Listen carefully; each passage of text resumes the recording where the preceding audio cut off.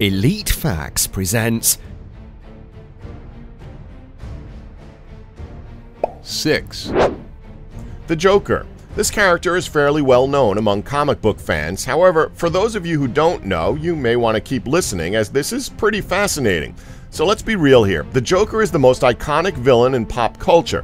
Whether it's comics, film, television, animation, or video games, we all know who the Joker is and what he's capable of.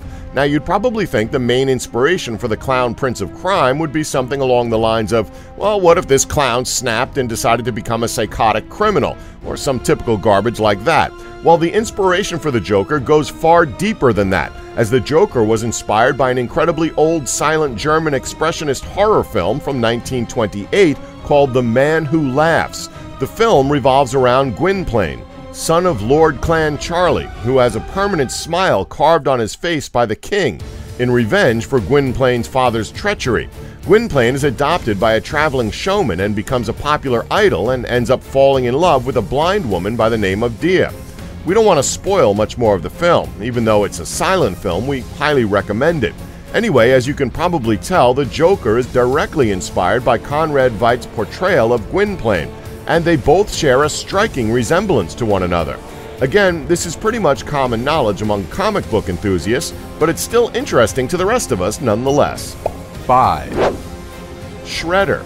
So with a character like Shredder, you'd think it's more or less a case of, okay, we already have Ninja Turtles as the heroes in this comic book, let's just have a metallic samurai as the villain and call it a day. And before you say anything, TMNT was a comic before it was a kid's cartoon, and it was quite graphic to say the least. Well, you're wrong to assume that's how they came up with it. Master Shredder is the eternal enemy of the Teenage Mutant Ninja Turtles. He's a 7-foot-tall, armor-clad master of martial arts, capable of punching clear through a man's chest. So what inspired Shredder? The character was actually inspired by a guy shoving cheese graters on his arms. To explain, the guy who originally designed Master Shredder was inspired to create him while he was washing his dishes and happened to put his hand through a big-ass cheese grater.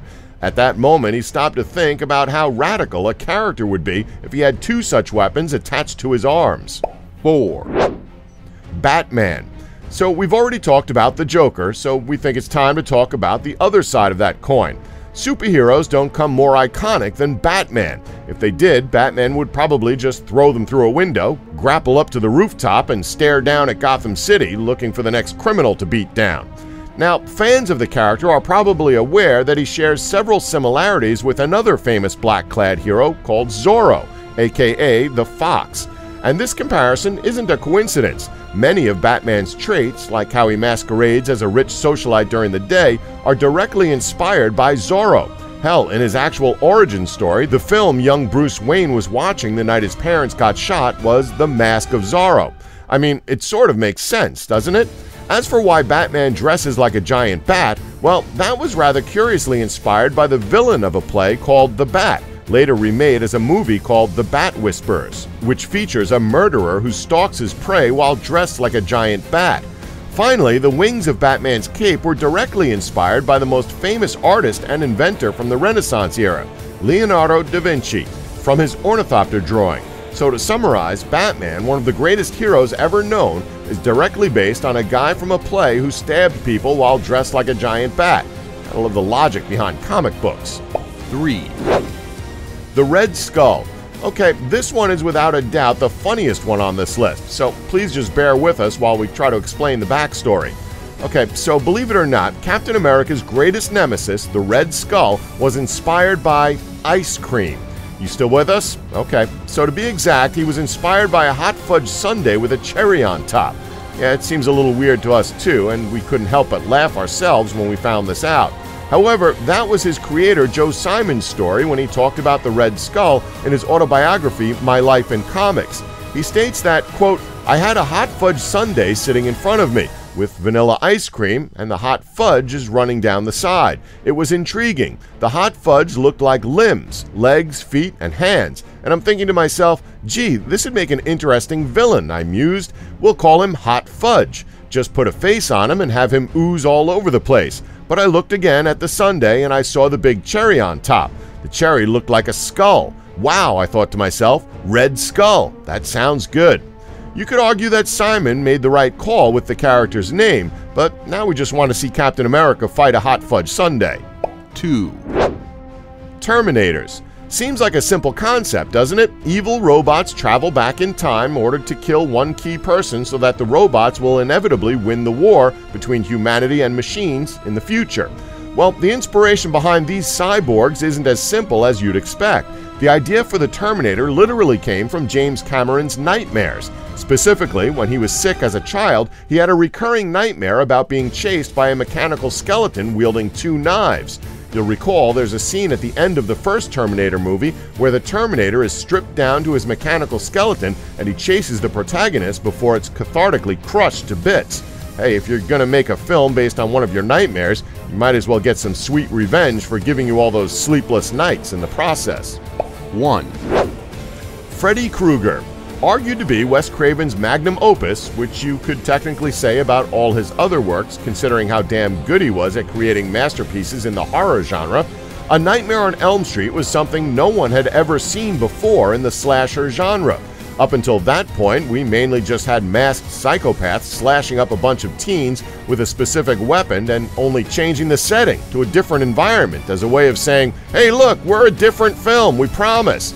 Even if most of these slasher films are admittedly pretty damn awesome. But A Nightmare on Elm Street took the psychopathic slasher formula that we all know and love and added a supernatural twist to the whole genre. The films star a group of teens who are being haunted in their dreams by a man named Freddy Krueger, or Fred Krueger as he was originally named.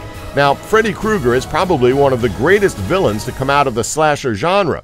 In all of his films, he's just menacing, creepy, and downright scary. But you're probably thinking, how could someone or something inspire a character like this? Well, it was just one thing that inspired the character. Wes Craven has stated that the original concept of the first film and its villain came to him after hearing about several stories in the Los Angeles Times about a series of mysterious deaths where all of the victims had reported recurring nightmares and had died in their sleep.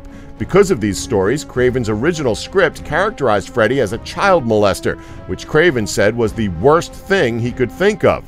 Other things that contributed to the creation of Freddy Krueger were things such as a homeless man who had a disfigured face that frightened Craven when he was 11 years old, a high school bully of Craven's who actually had the name Fred Krueger, and the 1970 song Dreamweaver by Gary Wright.